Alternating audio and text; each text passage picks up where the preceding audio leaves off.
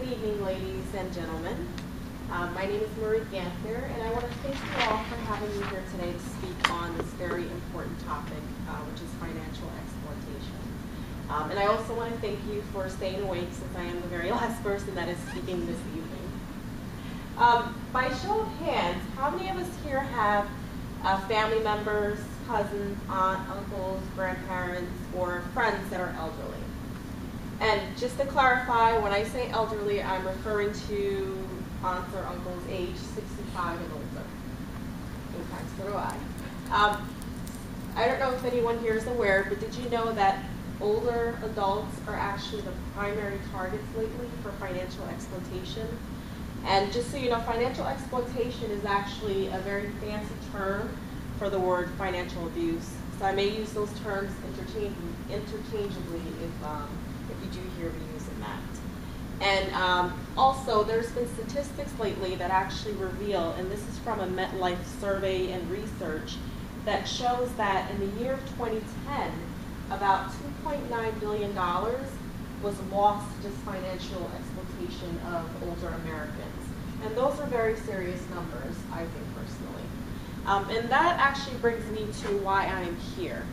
I'm here to provide you with information and guidance so that you can prevent yourself and family members in your communities from actually becoming victims of financial exploitation. I personally think that all this starts with the first step of preventing this is awareness, prevention, and just knowing your environment and information so that you can be better prepared going forward. So basically, this presentation is going to start with, we're going to do a quick definition of financial exploitation so everyone understands what it means.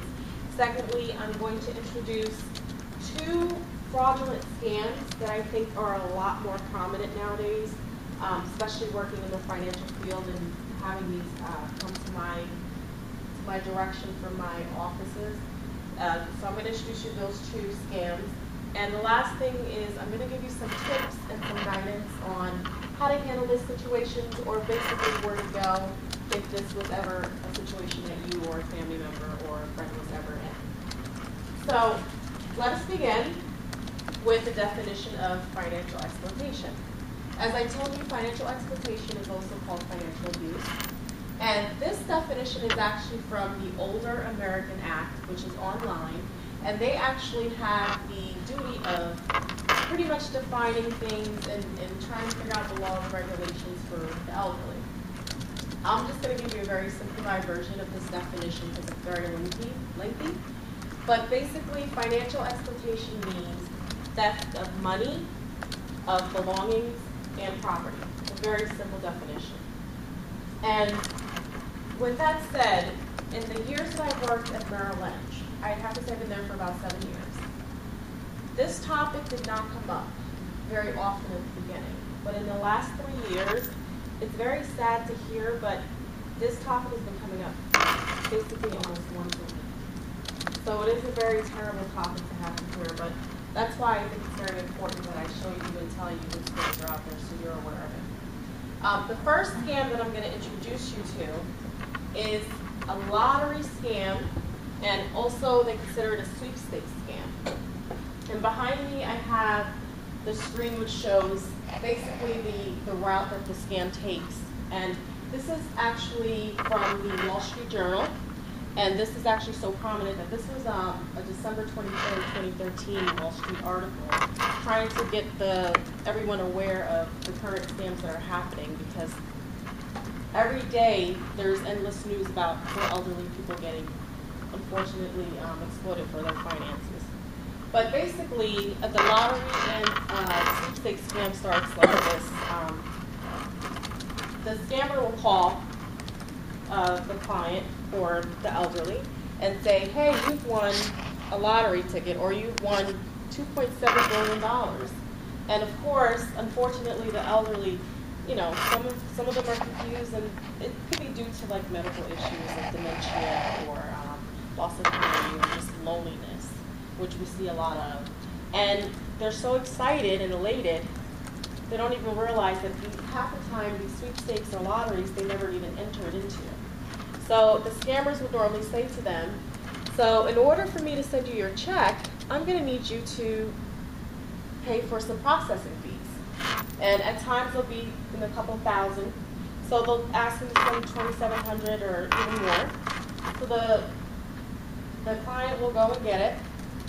And the next day you'll get a call from the scammer again saying, you know what, we also have taxes that we need to pay. That's going to be about $5,000.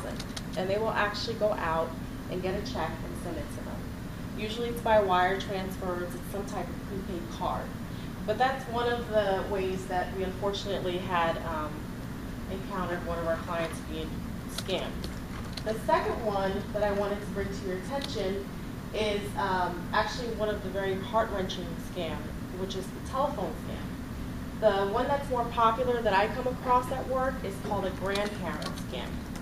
Now that scam is, I'm going to describe it to you. For example, a grandfather, a little hard of hearing, he's elderly, he lives alone. He receives a phone call from someone he thinks is his grandson. Grandson says, "Grandpa, I'm in Canada, I have no money, I'm arrested, I need help, and please don't tell Mom." So being a grandfather and loving his grandkids, the first thing he does is run to the bank and wires the money over, only to find out that his grandson was never even in Canada. So that's one of the issues, unfortunately, that we had to deal with at Merrill in trying to help to get this client some resolution from him losing a couple $1,000s. And this happens so often. This actually is several articles. This article here, the NBC Miami, is from NBC6 in Miami. And here, we actually had family members, I believe it was two couples, that purposely gave kidnapping ransom to one of the grandparents just to collect some money to be able to buy drugs. The top one here, there was an interview done by MetLife as well, and it was during their survey. And Irma, unfortunately, said that she thought she was talking to her granddaughter, and the very similar situation happened. She sent out money to a random person, and unfortunately, it wasn't her granddaughter. So, with all this information in light, the one thing I'd like to let everyone know is there are tips and there are ways that we can figure out how to avoid these type of scams. Number one, never pay to play. If it's a legitimate sweepstakes, you never have to put money up front. So that's my first tip of the day for that. Secondly, if something seems too good to be true, it probably is. Thirdly, if you feel like you're being forced into something, it's usually a reason to investigate it. You should always try to find out what it is the person wants, who it is the person is. For example, if they're calling and saying that they're from this organization, do some research before going out and sending money over to them.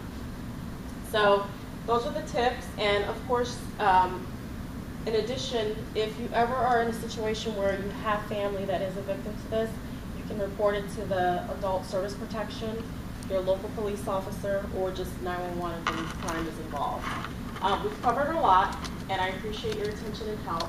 And just to summarize, we've covered the definition of financial elder abuse, and we've also covered tips on how to handle some of those situations when they come your way, as well as the two most prevalent scams.